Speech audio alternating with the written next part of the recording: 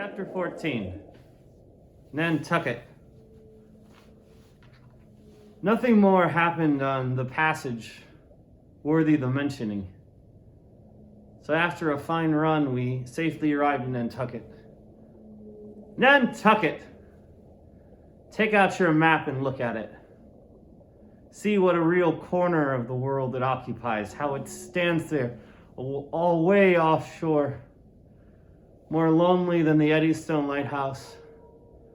Look at it, a mere hillock and an elbow of sand, all beach without a background. There is more sand there than you would use in 20 years as a substitute for blotting paper. Some gamesome wits might tell you that they have to plant weeds there. They don't grow naturally, that they import Canada thistles, that they have to send beyond seas for a spile to stop a leak in an oil cask, that pieces of wood in Nantucket are carried about like bits of the true cross in Rome, that people there plant toadstools before their houses to get under the shade in summertime, that one blade of grass makes an oasis, 3 blades in a day's walk of prairie, that they wear quicksand shoes, something like Laplanders' snowshoes, that they are so shut up, belted about every way, enclosed, surrounded, and made an utter island of by the ocean, that to their very tables and chairs and tables small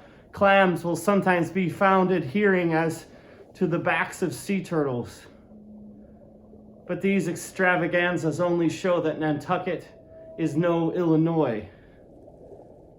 Look now at the wondrous traditional story of how this island was settled by the red men.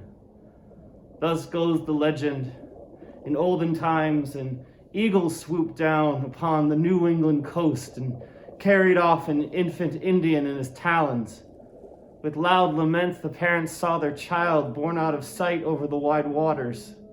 They resolved to follow in the same direction.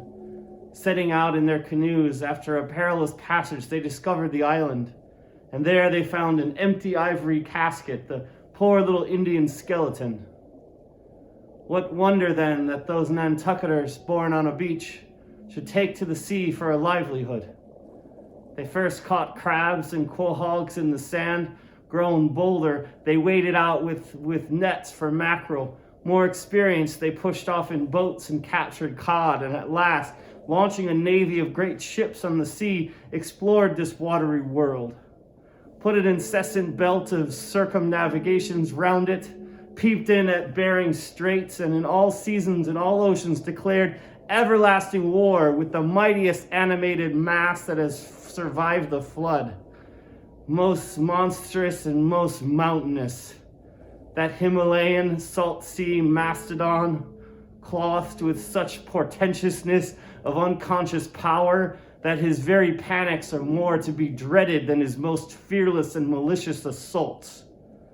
And thus have these naked Nantucketers, these sea hermits, issuing from their anthill in the sea, overrun and conquered the watery world like so many Alexanders, parceling out among them the Atlantic, Pacific, and Indian Oceans, as the 3 pirate powers did Poland. Let America add Mexico to Texas and pile Cuba upon Canada. Let the English overswarm all India and hang out their blazing banner from the sun. 2/3 of the terraqueous globe, terraqueous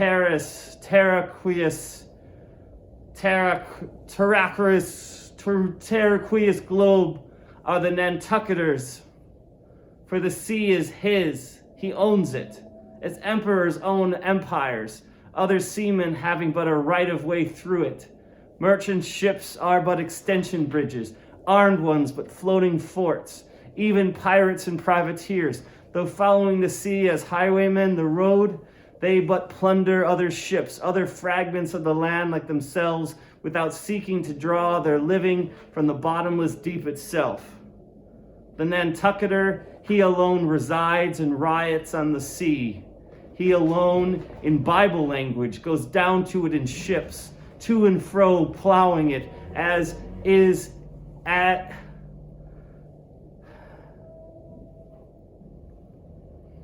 plowing it as his own special plantation. There is his home, there lies his business, which a Noah's flood would not interrupt, though it overwhelmed all the millions in China. He lives on the sea, as prairie cocks in the prairie. He hides among the waves. He climbs them as Camias hunters climb the Alps.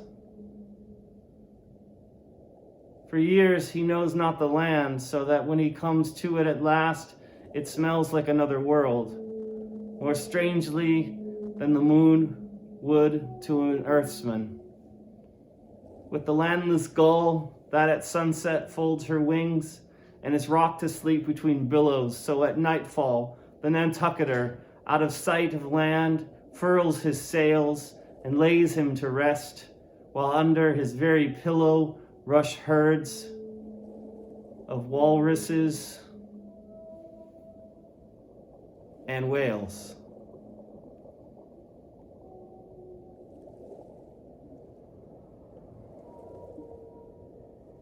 Another fisherman was fished today, another man has gone out to sea.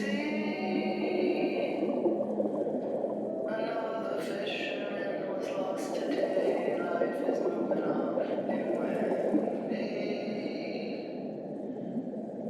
Another fisherman